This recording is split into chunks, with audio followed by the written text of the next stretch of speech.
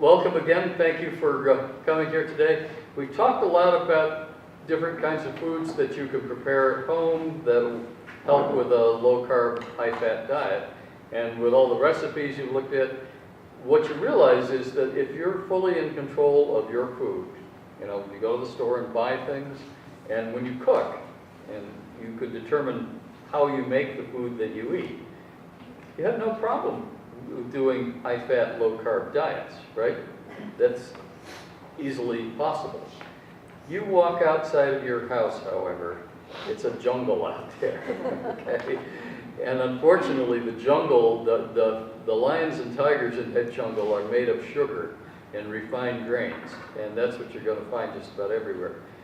When we realize that on average, 40% of all meals in America are consumed outside the home, like at restaurants or from restaurants brought into the home. And that's on average. I know people in this community who never cook. All they do is either go pick up food, eat at a restaurant, or bring food home, or have food delivered. Talk to any of our local pizza delivery folks.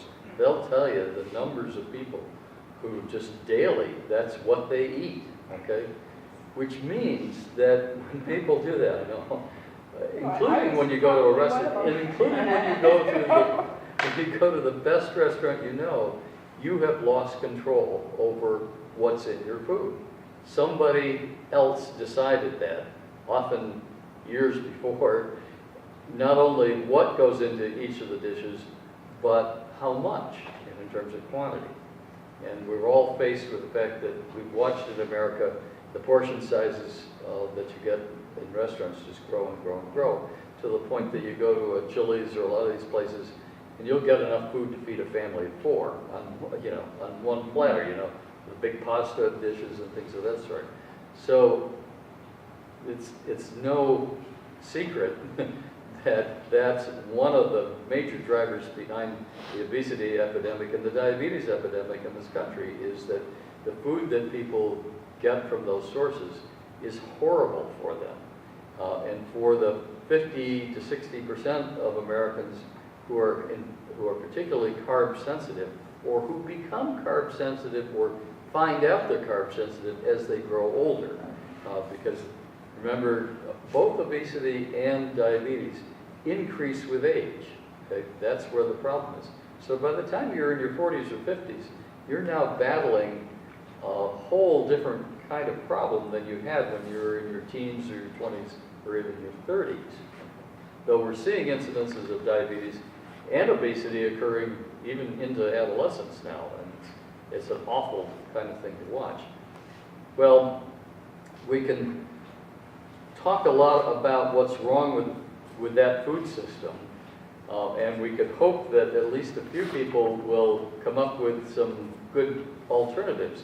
But frankly, I haven't yet seen a restaurant that really understands how to prepare low-carb dishes and will provide you a good range of fat alternatives on the menu. You can do some adjustment, but we have yet to see, I don't know who's going to come up with the first LCHF restaurant and do a whole series. When there are enough people, I suppose that'll be the case.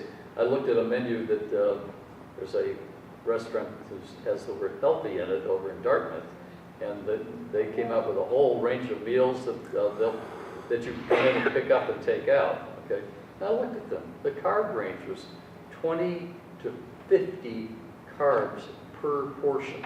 Okay, and they're calling that healthy. Well, why are they calling that healthy? Because it's low fat. Okay.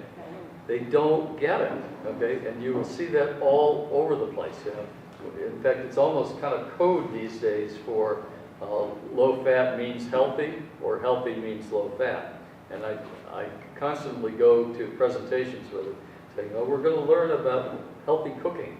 And I get there, and what they mean is we've taken as much fat out of the recipe as possible. I had one offered by the Novo Nordisk, did one up at Bristol Community College about 4 or 5 months ago. Brought in a chef from other parts of the country and did this cooking demonstration where he put together a meal that Are you ready for this? It had low-fat cheese in it, and it was a pasta dish, and it ended up with 37 grams of carbohydrates per serving in that. And then made a dessert in which he added honey and table sugar to sweeten the dessert. So that had 16 grams. So there you were with, over 60 grams of carbohydrates per serving, 3 times as much as I eat in a day. And that was advertised by none other than the company that makes insulin and all kinds of diabetes medications as a healthy, low-fat meal, okay? So go figure, okay?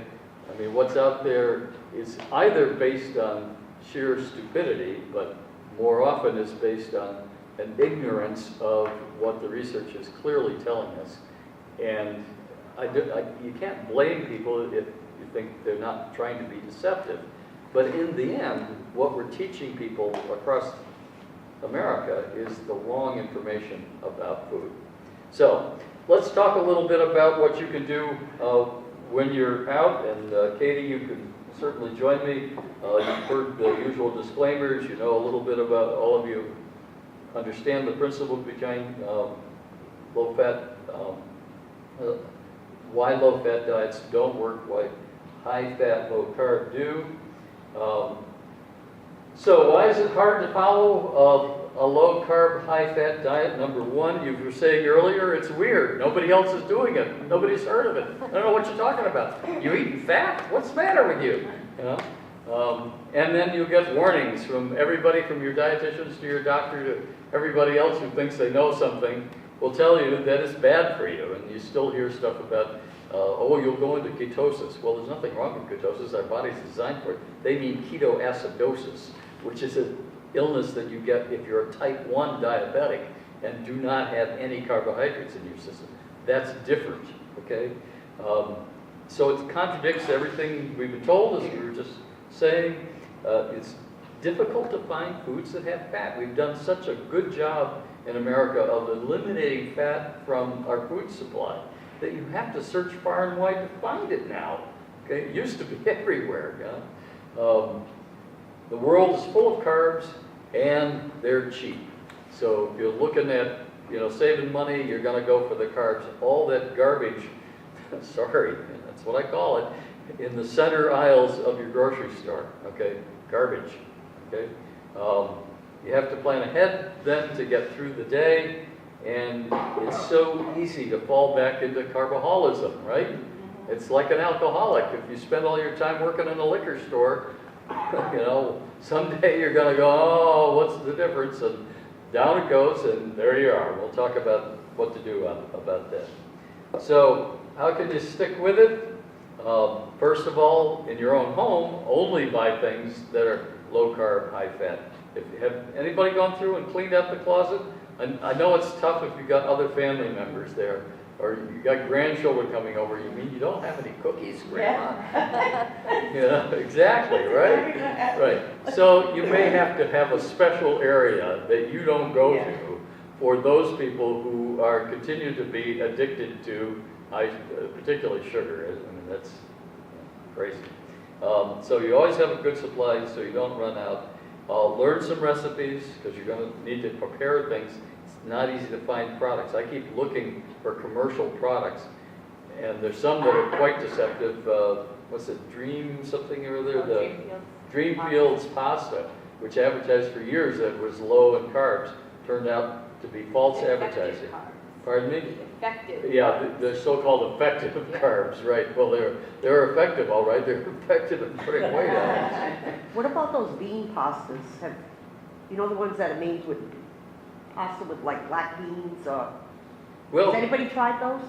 I haven't. Beans do have a fair amount of carbs in them. They're not extremely high.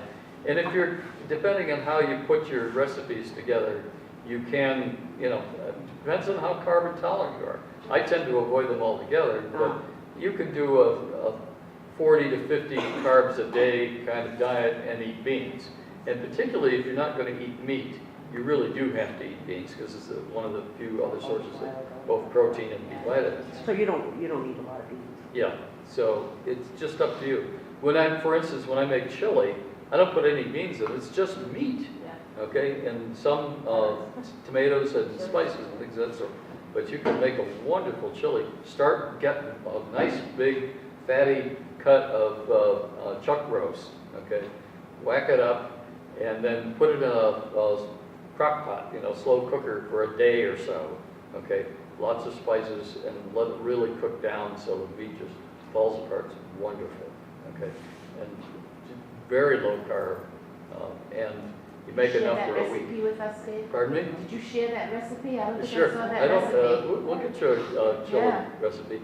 Again, you just look up chili, no beans. And be a little careful about tomatoes, particularly cooked tomatoes do have some natural sugar in them. And when I make mine, I don't put any tomatoes in mine. I do it Texas style, so it's more of a Texas red, so Right. it's just peppers and chili peppers Yep, and meat. yeah, chili peppers and meat, that's No all you liquid? really need. No liquid? I'll put in a little bit of water towards the end, Yeah. but that's really it. As I it let cooks the down, fat, keep it from drying out. Yeah. Right, I let the fat kind of do everything, and the peppers release a lot of water. Yeah. right, yeah. So you got good recipes, prepare ahead of time, keep backups in the freezer.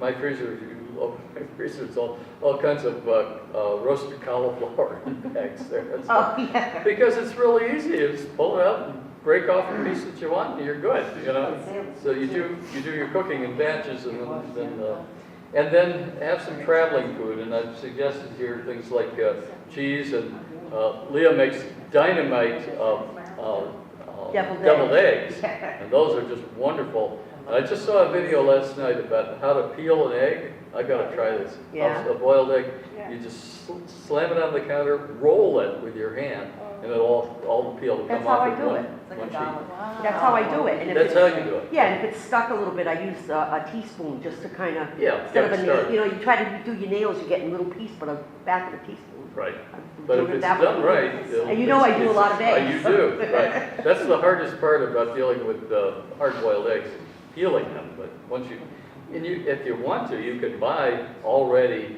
hard-boiled eggs in the store. They do Yeah, sell. that's- So they're not fresh and not worth it. Do you put a little bit of vinegar in the water when you... I've heard that, yeah, a little vinegar can help. Some people put salt Or in the salt. water. Yeah. Yeah. Helps to separate the egg. Actually, as they cool, the egg shrinks inside, so that there's a little space in there for it. They say the fresher the egg, the harder to peel once it's done. Right, yeah, so keep your eggs for a week or so. Yeah, and then exactly. boil. But if you get them right from the farm, those are good. Right, yeah, well, the eggs are designed to stay together. Exactly. They come apart. And almonds, I've told you before, I eat a ton of almonds. They never go bad. They travel anywhere. I keep them in my car. So if you're ever stuck somewhere without something, handful of almonds and you're good to go.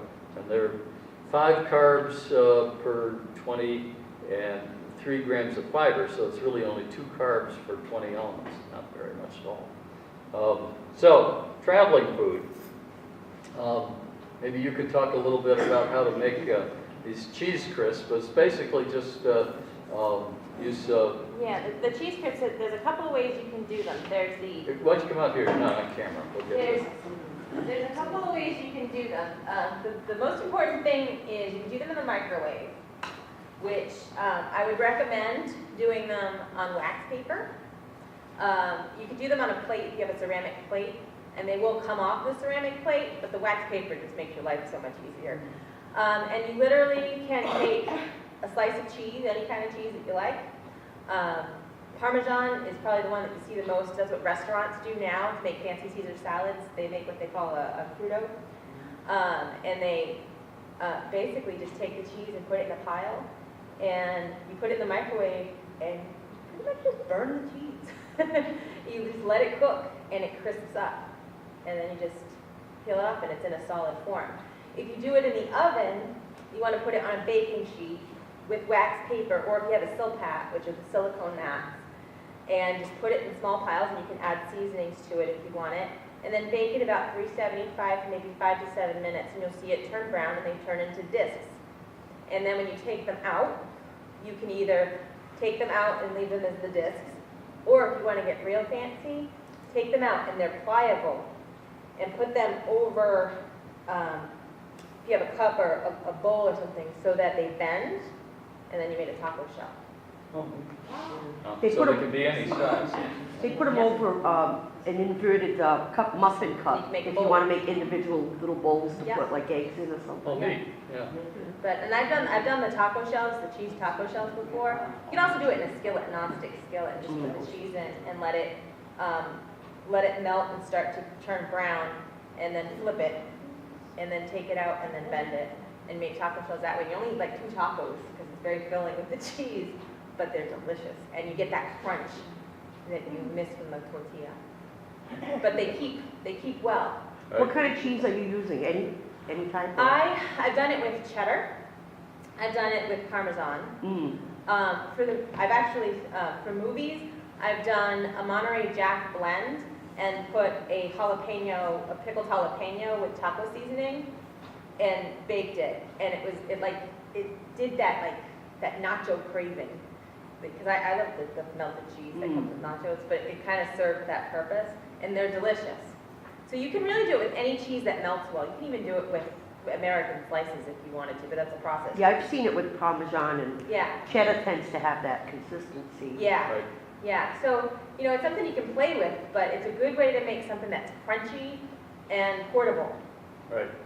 And it's something you can make way ahead of time. Right. Do a bunch of them. Yep. Put them in baggies so Yep. they're ready to go. You want to keep them refrigerated, but Yep. they don't have to be. Or you could freeze them. Yeah, and just put them, you want to make sure they're in a sealed container, that's all, Yeah. because it is real food, so. Right, yeah, the bacteria And will. they'll stay for a while. Yeah, they'll stay for a few days, yeah. Yeah. But they're So- delicious. So, and as we talked before, any kinds of meats, you mentioned the pepperoni where, Pepperoni. you make that into little crispy discs. Mhm. Jerky, we haven't talked about that. Mm. You're really in trouble and you're out away from home and have no bacon food. Now, there's all kinds of jerky out there, some much better than others. A lot of people don't like it because it's tough to chew, but I've seen There's chicken bacon jerky. jerky. Yeah, Oh, it's that's good. really good. And there's Yeah. I think there's 0 carbs in that. There may be one. They have it at Walgreens. It's like $4 a bag. Yeah. And it's like cooked bacon, like perfectly crisped cooked bacon. And it's delicious. I don't know, I didn't mention that somebody, in order to prove a point, went on an all-bacon diet, ate 2 pounds of bacon a day, nothing else except water, for 30 days. What happened? Did he gain weight? He lost 20 pounds. Did his cholesterol go sky high? No, it went down. Okay? My nephew that lives in Maine, his wife went on this. Yeah. And we thought she was, I thought she was crazy. And that's what she eats every single day. She eats like about a pound of bacon with, Yep. 2 or 3 eggs, whatever, how many eggs she feels like having. The eggs are cooked in the bacon. Yep, And she's lost well over 100 pounds. there you go. And my nephew kind of does it more moderate, you know what I mean? He Yeah, eats only- like her, but he does have some carbs. And their doctor said that their numbers are, The numbers are great, and that's what, everybody gives this shocked look, I can't believe that. Well, it's because of what we've been told. We've been told that fat will kill you. It doesn't kill you, it makes you healthy. Hello? So, I wouldn't recommend an all bacon diet all the time for the rest of your life. You need other nutrients, that's the problem. Okay, but you can eat vegetables and bacon, okay? You can have half a pound of bacon and eat vegetables. It's expensive, the other thing, and the one other thing I'd point out is a lot of nitrites in bacon, which can turn to nitrates, which can become nitrosamones, which then have been linked to some cancers, okay? So, but you can get nitrite-free bacon. It's a little more expensive, not much, if you're concerned about that. You've got to eat a lot of bacon over many years for that to really be a problem, but that would be the only caveat I would have in that. We talked about fat bombs already, all kinds of nuts, always. Eating out clearly gives you the opportunity when you're at any burger place, you just don't have the bun. A lot of times you can get salad with chicken, and I think some of the fast food places have that, right? Just watch the dressing, because the dressing can be full of sugar. Bacon, as we said, anywhere. Egg McMuffins, just don't eat the muffin. Right, because I think it's that hostess instinct, that host and hostess instinct where, they want to, give people food. And that's a very cultural thing for all cultures to want to welcome people into your home and do that. So, you can just do well, no, I won't have that, but do you have any coffee or any tea and go about it that way. And that sometimes we'll change the subject too, and they'll be like, oh yeah, then they're so focused on making you the coffee, they forget all about the dessert. So that can work too. So, especially like my family loves desserts. I'll say no 4 times. And she don't want a little piece. Well, how about just a sliver? Just a tiny, tiny little piece, like this big. That's how my aunt was the other day. Oh, You didn't eat very much. yeah, It's like, yeah. Well, there is also a cultural thing, and this may be very familiar, about getting children to eat, because children often are picky eaters, and you're not seen as a good mother unless your kid's eating and growing, right? And kids need food to grow. So the easiest thing to do is to give them foods that they like, often means things with sugar in them, and things with carbohydrates in them. So we end up raising our children with this carbohydrate-rich diet, okay? And they do grow. Unfortunately, they not only grow this way, they grow this way as well, particularly those who are carb sensitive, okay? And, we constantly look at kids and say, oh, that kid's overweight because he's eating too much. No, he's probably eating the same thing that everybody else is eating. It's just that his body, his hormones, particularly insulin, are parking more of that than other kids, that's all. And the kids who are not overweight are having the same problem. It just doesn't show in their weight. And, as I've said before, I was a scrawny kid, but I developed prediabetes and put on weight in my 50s, even though I was skinny all my life. So, and there are people who don't put on weight who still have problems with their liver metabolism and develop diabetes. 40% of people with diabetes are not overweight, okay? So you cannot judge the book by the cover, okay? And there are also people, I'll use my wife for instance, who was very overweight, had 0 problems with blood sugar. Still to this day does not have a single problem with that. Probably never will. She doesn't have the gene. She's part of the 40% of Americans who can handle carbohydrates without a problem, okay? Seemingly, as far as we know, that's not a problem. So you have to be careful in terms of what your understanding is about who should be on a low-carb diet and who shouldn't. And unfortunately, we don't give people enough information about that early on so that we should be diagnosing people in their 20s and say, you're carb sensitive. The rest of your life, you're really going to have to knock back on the carbs. And if you do that, you'll be fine and probably never develop diabetes, okay? But we don't tell people that. We don't even think about making that determination, but it would be an important one. So, just to finish up, and we're almost out of time here, when you're at someone's house, explain you're on a special diet, thank them for making that special high-carb or low-fat dish, but explain because of your diet, you can only take a taste, but you're going to rave about it. It probably does taste good. Don't spit it in your napkin. And if you didn't get enough fat, sneak some cheese before or after the meal. Okay. Anybody ever had those cheese sticks, those string cheese? Oh yeah. Yeah.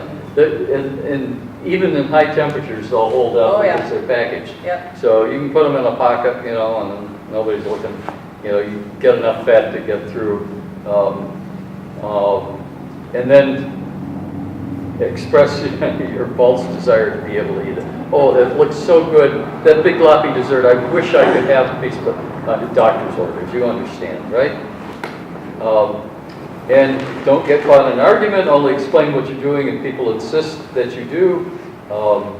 Watch as they seem confused, but be sympathetic. You understand that this is the first they've ever heard of this, so be gentle with them.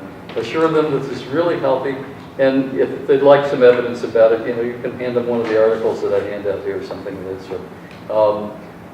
on the other side, when you cook for others, and I hear this a lot, you know, if you've got kids who demand carbohydrates and they're not gonna go the same diet you are, make the food that works for you and then add their food, okay? We've talked a lot in this group about, you know, if your husband or your kids or somebody wants to eat carbohydrates, so make them a bowl of rice or baked potato or whatever. You don't have to eat it, let them. And then when they develop the same problems that you have, then they can drop it, okay? And they may never, you know. You may be living with somebody who will never have that problem, okay? And then understand that others are still addicted to carbs. Don't try to convert them. Encourage them to talk about their food choices and why what they're eating is or isn't working. Agree that everyone is different when it comes to the effects of carbs and fats, and that's absolutely true. And when you have to eat carbs, when all else fails and you have to eat them, don't fret, you'll get over it. Look at it as a temporary lapse. You'll get back to the plan at your next meal. And don't use one failure as the excuse to drop the effort. I hear people all the time say, oh, I used to do low-carb diets. And I said, well, how was it? It was great. And what happened? Oh, I lost 40 pounds. I said, so why did you stop? Oh, I don't know. I guess I just stopped. It's like you're doing something that works and does everything you want, and then you just stop doing it. Because you've had one high-carb meal, not the end of the world, okay? Keep going back on what you're normally eating. And don't use it as an excuse. Your body will forgive you. Okay, that'll wrap it up for today. Okay, we'll see you next week.